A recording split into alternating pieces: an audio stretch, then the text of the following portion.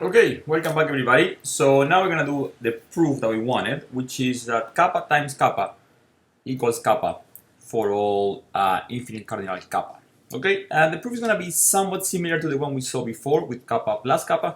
So please review that and make sure you understood all the details on that one before moving to this one. As we saw before, we don't need the previous one, but actually we're gonna use the previous result here, so we need it. But most importantly, the ideas from the previous one are going to be repeated here.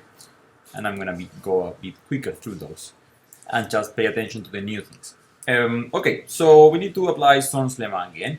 And we're going to consider a similar class of collection of functions. So let me copy what we had from the previous proof and put it for this new proof, but we need to modify it a little bit. So what are the modifications? The only modifications we're going to make is that the domain of the function, instead of being the union, is going to be, of course, the Cartesian product. Okay, and here the functions are going to have to be taken from the set of subsets of kappa times kappa to kappa. That's the only change. Okay, so right now, our functions, these functions are going to be now a bijection from some set A, which is a subset of kappa times itself, to A, and they are all bijection. So those are our functions. Yeah, so it sounds like that's an appropriate approach. First step, verify that we are in the conditions to apply Zorn's lemma, and it's very similar to the proof we had before. Let's take a look. Again, let me copy what we had in the case for union, and let's see if everything is the same.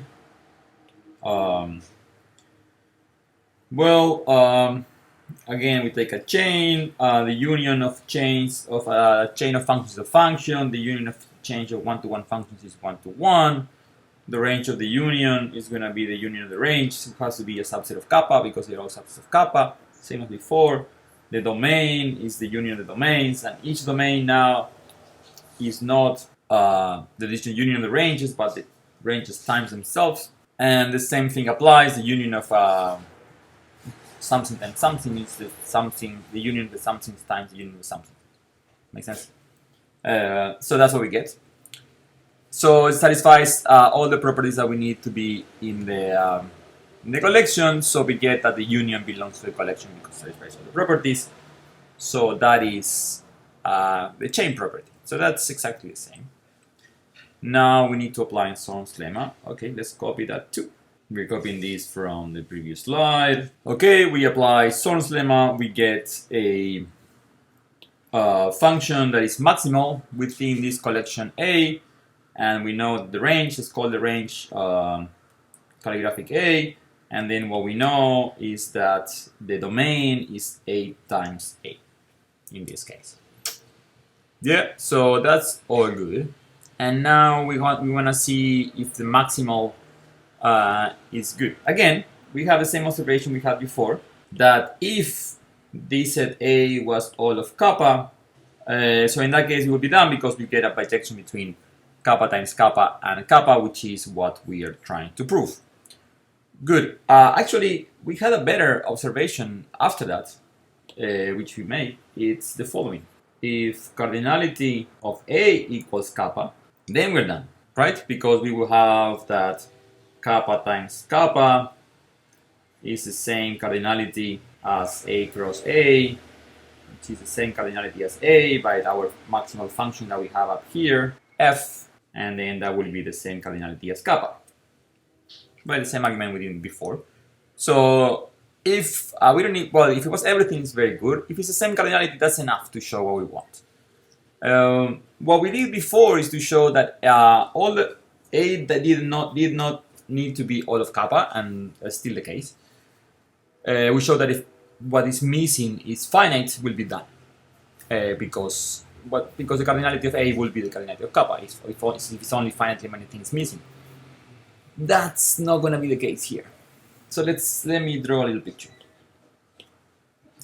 So now here is kappa times kappa, and our function f it's a bijection from there to kappa. Okay, let's see where A is. Let's say this setup here. Say this setup here is A. So that means it must be up here too. Here is A, and then here is A, and then here is A cross A. So our function f is mapping A cross A to A. Yeah? If it was missing finitely much, well, if you have a, if you want to increase this function, let's see what happens. Suppose we want to increase this function and to a set here that we call d, which is the extra thing we're going to add, right? So the d will be, I guess here too, and then I guess here too. So in one side we have only d, and in the other side, how much are we adding? What are we adding? This set, A cross D, D cross D, and D cross A, right?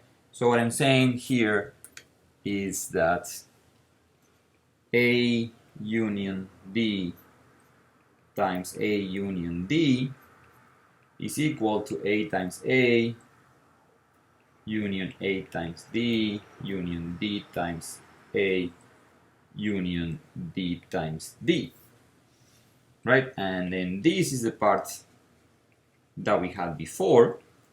The rest is new. So even if D is countable, let's say, D times A might not be countable. So we will have this guy to be countable like we did before, and then this D times A is not countable. This is not countable. So we wouldn't be able to map D to D. So the argument that we did before, assuming that D had cardinality omega, didn't really work. Or it's not going to work. Okay, but we don't need to be D have cardinality omega. This is what we need to do. So let's observe first that if D has cardinality less than A, we're done. Okay?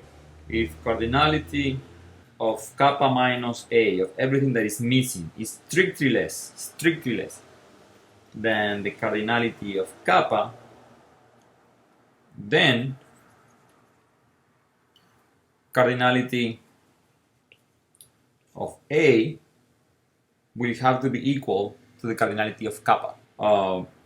Why is that? Well, we proved already that when you add cardinalities, you get the maximum essentially, right? Because we proved that it essentially follows from the previous case. We're gonna observe that the cardinality of what's missing, kappa minus A, has to be less than the cardinality of, I want to say, of A. And the reason for that is that the cardinality of, so kappa is the cardinality of kappa minus A union the cardinality of A, right? Because these are disjoint and they make a kappa. And then this is the maximum of these two, right? Because we proved already that for unions, essentially we proved that when you union two sets, the cardinality is going to be the maximum if they are infinite. So that's the lemma we had right before. So that will be the cardinality of A, right? So if cardinality of kappa minus A actually less than or equal cardinality of A, we already get that cardinality of A equals kappa. So that will get us what we want, which is this part up there. Yeah? So let's show that what's missing has cardinality, cannot have cardinality larger than A. So I brought some of these things that we wrote before back here. So assume, towards a contradiction, that the cardinality of kappa minus without A is larger than or equal the cardinality of A, and we're gonna get a contradiction just from that. Okay?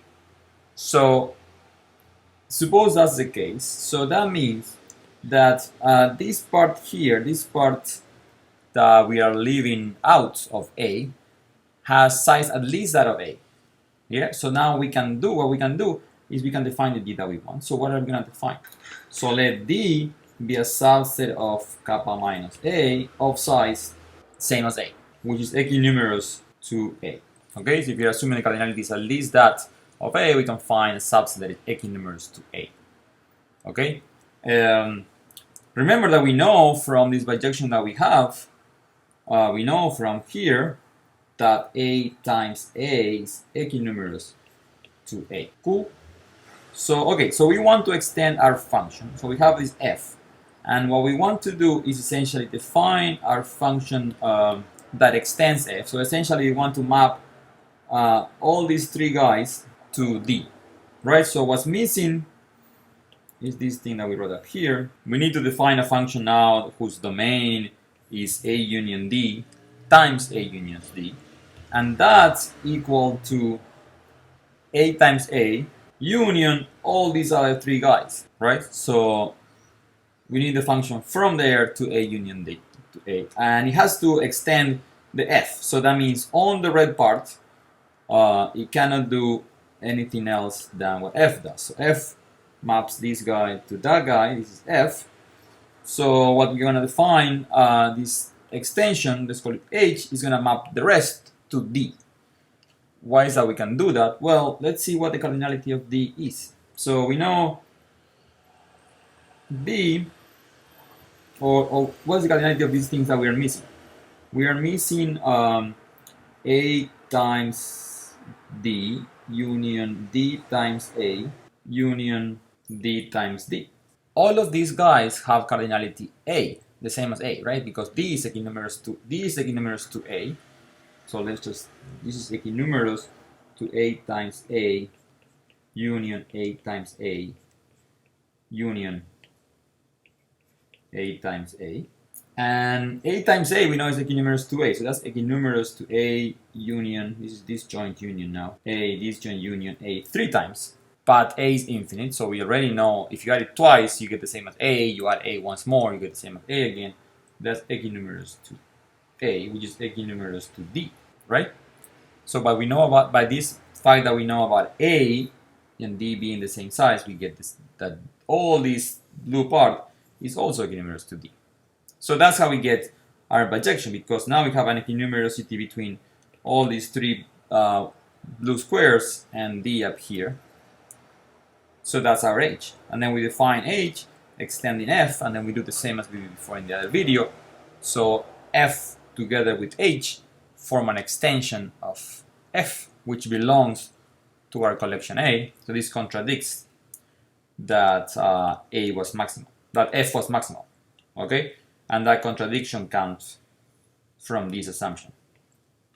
That assumption cannot be true because it's going to lead us to contradict the maximality of f. And from there we get